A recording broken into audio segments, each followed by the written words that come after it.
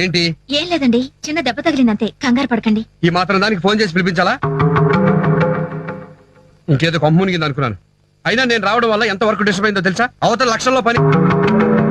అయినా రోడ్డు మీద పరధ్యానంగా తిరగడం ఏంటి?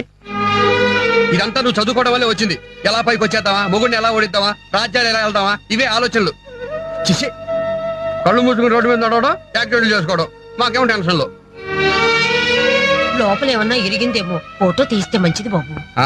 కలర్ ఫోటో తీసి లామినేషన్ చేయిద్దాం. ఈ మాత్రం దానికి ఎక్స్రేలు అక్కర్లేదు, కాలు బాగానే ఉంది. అంతకీ నొప్పి ఎక్కువైతే ఆటోలో హాస్పిటల్ తీసుకెళ్ళు. అదేంటి బాబు, నీకు తుమ్ములు జ్వరం వచ్చినప్పుడు 4 రోజులు కంటికి నిద్ర లేకుండా పక్కనే కూర్చొని సేవలు చేసింది కదా.